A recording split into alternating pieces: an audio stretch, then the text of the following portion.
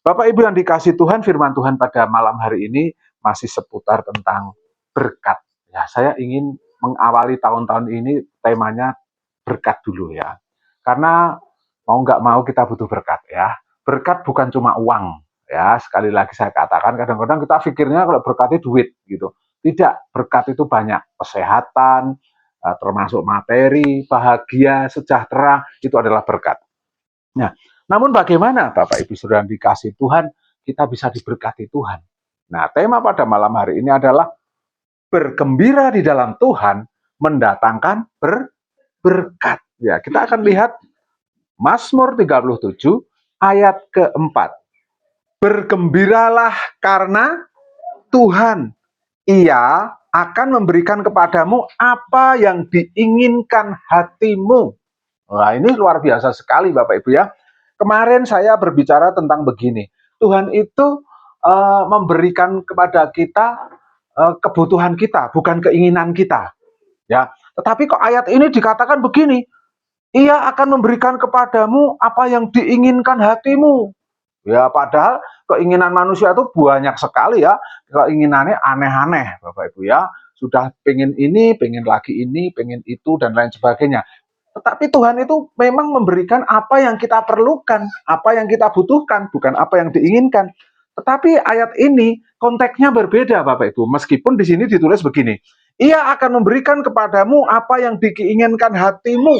Nah, syaratnya adalah bergembiralah karena Tuhan. Ya, kalau saudara dan saya bergembira karena Tuhan, maka Dia akan memberikan apa yang diinginkan hatimu. Ya, sampai di sini dulu ya, jangan dipotong sampai di sini. Kita akan pelajari pelan-pelan latar belakang singkat dari Mazmur 37 ini. Ditulis oleh Daud sebagai Mazmur hikmat. Ya, jadi ini adalah pengetahuan dari Tuhan, Mazmur hikmat. Isinya menasehati umat Tuhan agar tidak iri kepada orang fasik yang tampaknya berhasil, tetapi tetap percaya dan berharap hanya pada Tuhan. Sebenarnya Mazmur itu ditujukan seperti itu, yaitu supaya kita tidak iri dengan keadaan dunia, orang-orang yang di luar kita yang seolah-olah kok lebih sukses, seolah-olah kok lebih baik hidupnya, lebih kaya, lebih makmur, lebih bahagia. Sedangkan ikut Tuhan, sepertinya kok cobaan ora tahu leren. Cobaan kok datang terus-menerus, silih berganti. Salah apa ini Tuhan? Tapi ada satu yang harus kita pelajari Bapak Ibu di sini, bahwa Daud itu menasihatkan kepada kita, bergembiralah karena Tuhan. Nah, kata bergembiralah ini Bapak Ibu Saudara dikasih Tuhan, nggak peduli apa yang menimpa hidup kita. Tidak peduli apa yang terjadi dalam kehidupan kita harus bergembira karena Tuhan. Amin Bapak Ibu. Nah, dalam ayat 4 ini adalah inti dari sikap hidup orang benar. Jadi, hubungan yang benar dengan Allah akan membentuk keinginan yang benar. Nah, jadi kalau keinginan kita itu benar, pasti akan dijawab Tuhan. Ya, seperti itu. Kita akan lihat satu persatu. Yang pertama adalah kata bergembiralah. Ya, Bapak Ibu catat baik-baik, bergembiralah. Makna kata ini bukan sekedar senang atau tertawa atau hiburan semata-mata, tetapi menikmati. Bapak Ibu bisa saja bergembira mendengarkan lagu-lagu campur sari, mendengarkan Denny Caknan datang konsernya, datang ke Slank dan lain sebagainya, bisa bergembira Bapak Ibu, betul, bergembira. Tapi percayalah Bapak Ibu sebenarnya tidak menikmati secara mendalam kegembiraan itu. Karena apa? Pulang dari situ masalah datang lagi. Sepulang dari kita bergembira, bersukaria di dalam, bukan di dalam Tuhan ya, ini ya di luar Tuhan ya, itu dampaknya itu berbeda ketika kita bergembira di dalam Tuhan. Nah, dampak dari bergembira di luar Tuhan itu sementara. Tetapi ketika kita bergembira karena Tuhan, ini berbeda. Gembira karena Tuhan menjadikan kita itu puas secara batin. Nah, caranya bagaimana? Seringkali anak-anak Tuhan itu kalah dengan keadaan. Kalau keadaannya itu tidak baik-baik saja, sukacitanya hilang. Kalau keadaan tidak baik, tidak sesuai harapan, segera kita tidak bergembira. Kita masih dipengaruhi oleh situasi dan kondisi. Nah, tetapi Bapak Ibu Saudara dikasih Tuhan, bergembira di dalam Tuhan ini tidak lagi dipengaruhi oleh situasi dan kondisi. Nah, bergembira di dalam Tuhan ini kita mengambil sukacita yang diberikan Tuhan di dalam hidup kita. Bahkan kita menikmati. Nah, ini yang akan agak susah.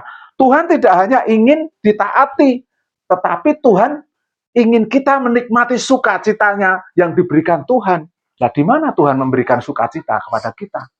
Ketika kita datang kepada Tuhan, ketika kita memuji Tuhan, disitulah Tuhan akan memberikan kita satu kegembiraan yang luar biasa.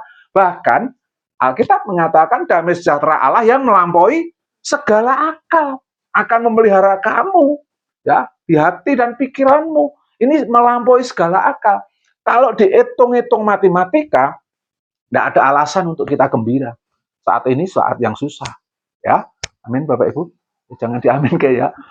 Saat ini saat yang susah, semua berkata bahwa ekonomi sedang sulit, semua berkata bahwa keadaan tidak baik-baik saja, banyak bencana. Kalau kita dengar berita di televisi, orang-orang di atasan sana berpesta pora, rakyatnya susah. Alasan untuk gembira apa, Bapak Ibu ya? Bergembira di dalam Tuhan apa alasannya? Tidak ada. Mungkin dunia memberikan kegembiraan yang sementara, tetapi ketika kita bergembira di dalam Tuhan, kita tidak akan lagi terpengaruh itu semua. Karena kita berserah penuh sama Tuhan, seperti yang Mbak Eti sama katakan tadi.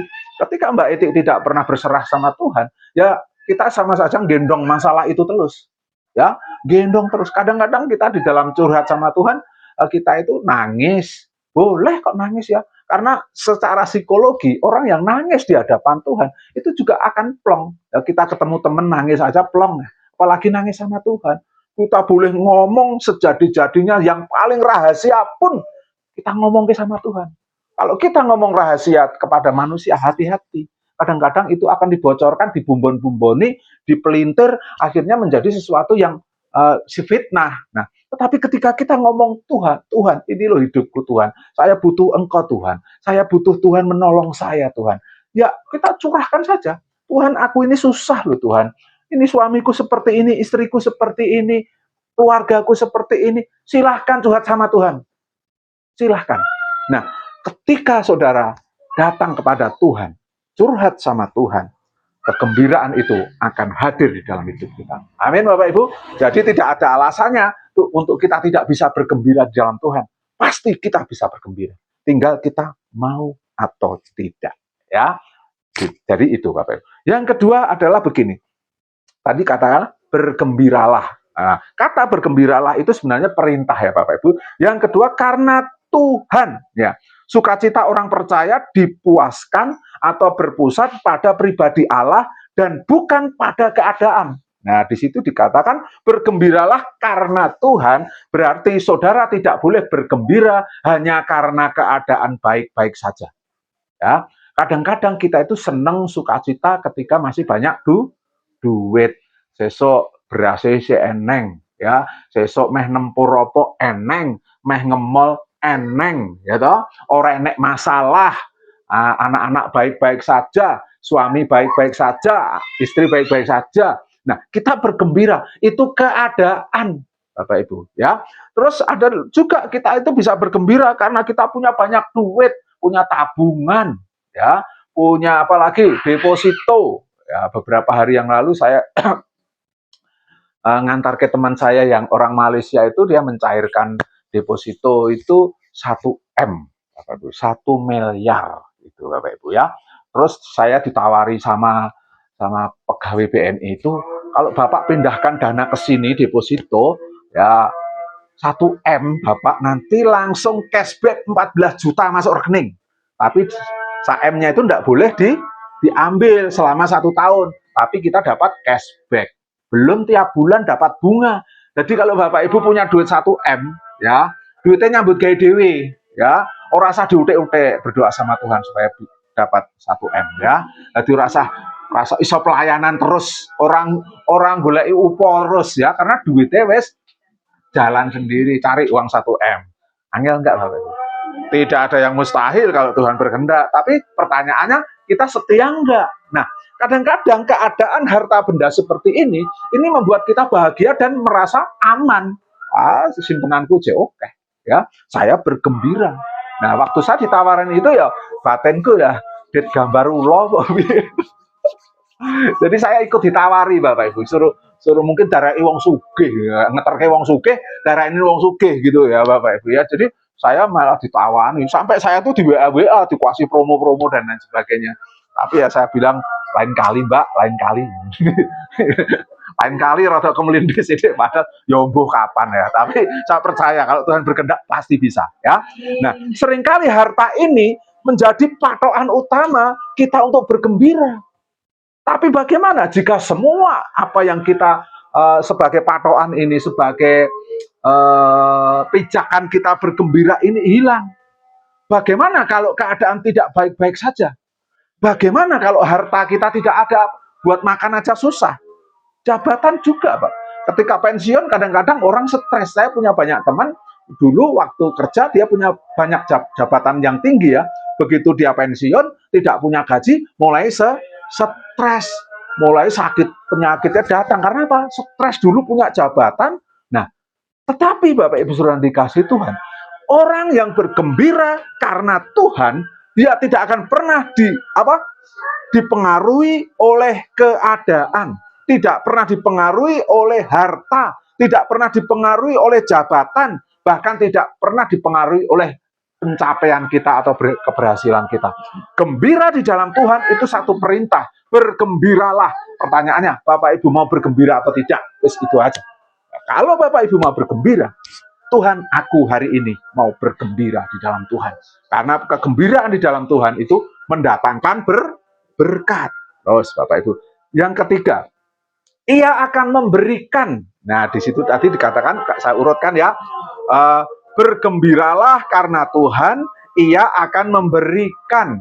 Ya, memberikan. Tuhan itu mempunyai janji. Ketika kita bergembira di dalam Tuhan, Tuhan itu akan memberi sesuatu. Ya Bapak Ibu, sesuatu yang sangat luar biasa. Artinya kita tidak harus punya dulu untuk bergembira, tetapi bergembira dulu. Ya, amin Bapak Ibu. Bergembira dulu, baru Tuhan akan memberkati kita. Seringkali kita kualik. Nek aku duit oke yo, mesti langsung sukacita. Paracetamol, orasido mumet, itu polanya dunia memang seperti itu. Kadang-kadang kita bercanda-bercanda ya Bapak Ibu ya. Wah, nggak duit sak gepok lah, mari ya. Mari mumete mari.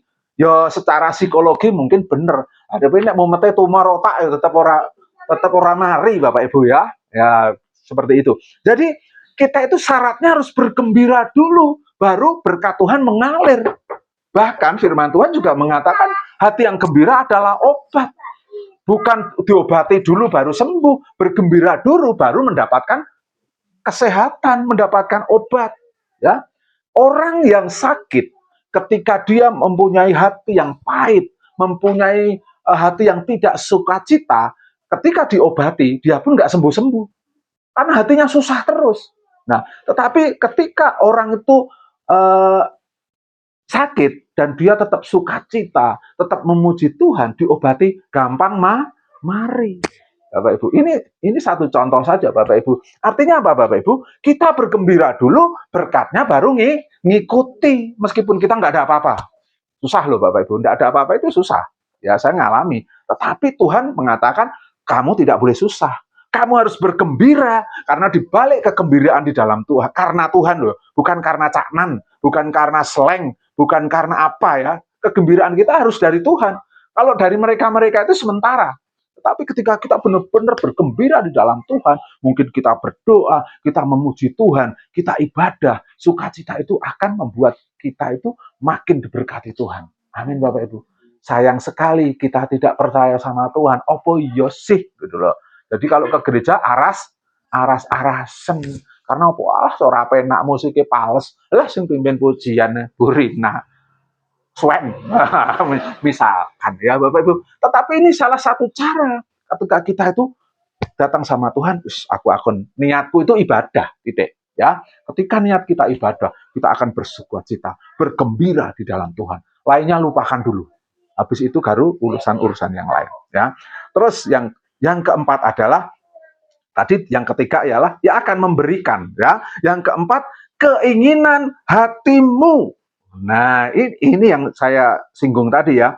Keinginan hati di sini bukan semua keinginan daging. Ya, Bapak Ibu, jadi jangan disalah mengerti ya di sini. Kalau di sini dikatakan ia akan memberikan kepadamu keinginan hatimu, itu bukan keinginan daging, tetapi keinginan yang sudah dibentuk, yang sudah selaras dengan kehendak Tuhan. Nah, kalau orang yang bergembira di dalam Tuhan, keinginannya pasti sesuai dengan Tuhan. Jadi kalau Bapak Ibu bergembira bukan karena Tuhan, keinginannya adalah hawa nafsu. Nah, ketika di dalam Tuhan, keinginan kita itu sesuai dengan kehendak Tuhan. Kalau keinginan kita sudah sesuai dengan kehendak Tuhan, pasti diberkati. Pasti diberi jawaban doa-doa kita. Karena apa? Servernya sudah sama. Ya, satu frekuensi dengan Tuhan. Jadi Bapak Ibu sudah dikasih Tuhan, itulah makna keinginan hatimu. Jadi ketika kita ini benar-benar bergembira karena Tuhan, pasti Tuhan memberikan segala keinginan hatimu. Nah, karena keinginan hatinya sesuai dengan kehendak Tuhan, bergembiranya sama Tuhan kok, keinginannya pasti sama Tuhan ya. Jadi poin-poin penting yang kita pelajari pada malam hari ini adalah yang pertama adalah sukacita yang benar itu mendahului berkat. Ya, jadi Bapak Ibu boleh bersukacita, boleh bersukaria, boleh bergembira, tetapi harus karena Tuhan. Itulah sukacita yang benar. Dan ketika itu kita melakukannya, Tuhan memberikan berkat. Tetapi seringkali manusia ingin Tuhan beri aku berkat dulu, baru aku bersukacita. Tuhan berkati saya dulu, jawab dulu Tuhan doaku, baru aku bergembira. Padahal Tuhan menginginkan kita bergembira dulu. Ya, itu ya. Yang kedua, Tuhan mengubah hati sebelum mengabulkan doa. Jadi ketika kita bergembira di dalam Tuhan, hati kita diubah sama Tuhan. Orang yang dulu tidak bisa mengampuni, bisa mengampuni. Orang yang dulu akar pahit, sekarang dia bisa move on, bisa mengampuni, memaafkan. Orang yang dulu berbuat tidak baik, jahat, ketika bergembira di dalam Tuhan, karakternya dibentuk. Nah, jadi Bapak Ibu Saudara dikasih Tuhan, ketika kita bergembira di dalam Tuhan, Tuhan mengubah hati kita, sehingga doa kita dikabulkan. Jadi Tuhan itu sebenarnya tidak begitu tertarik untuk mengubah keadaan kita. Tuhan itu tertarik mengubah hati kita dulu. Amin Bapak Ibu. Jangan harap keadaan kita berubah sebelum hati kita berubah. Amin Bapak Ibu. Tuhan mau kita berubah dulu. Ya, Tuhan mau membentuk kita itu berubah dulu selaras dengan kehendaknya. Baru Tuhan mengubah keadaan kita. Berkat-berkat kita baru tercurah, itu ya. Terus yang ketiga dalam poin ini adalah janji Tuhan bukan tentang keserakahan, tetapi keselarasan. Ya, Tuhan berjanji kepada kita tidak akan memberikan berkat yang luas begitu banyak, tetapi ketika hati kita selaras dengan Tuhan, berkat itu pasti mengikuti kita. Amin Bapak Ibu. Nah, jadi maknanya begini Bapak Ibu. Berkat Tuhan itu adalah undangan untuk kita hidup intim dengan Tuhan. Janji Tuhan bahwa Allah setia kepada kita ketika hati kita melekat kepadanya. Jadi ketika kita tidak melekat kepadanya, janji Tuhan tidak berlaku. Nah, saya menghimbau kepada Bapak Ibu Saudara yang dikasih Tuhan, tetaplah setia. Meskipun keadaan kita tidak baik-baik saja. Meskipun tempat ibadah kita tidak baik, ya hanya di rumah, tidak ada tempat untuk kita show, ya. Meskipun kita bentuk seperti ini, kan mirip-mirip gereja, Bapak Ibu ya, tetapi ya tetap kurang pas, kurang baik. Tetapi bukan itu intinya. Bapak Ibu setia enggak? Ketika Bapak Ibu setia, Bapak Ibu bisa menikmati kebahagiaan di tempat ini. Karena kebahagiaan kita bukan ditentukan dari si A, si B, si C, saudara, istri, anak, suami, orang tua dan lain sebagainya. Tapi kebahagiaan sejati itu ditentukan ketika kita dekat sama Tuhan. Amin Bapak Ibu. Nah, sebagai ilustrasi singkat begini.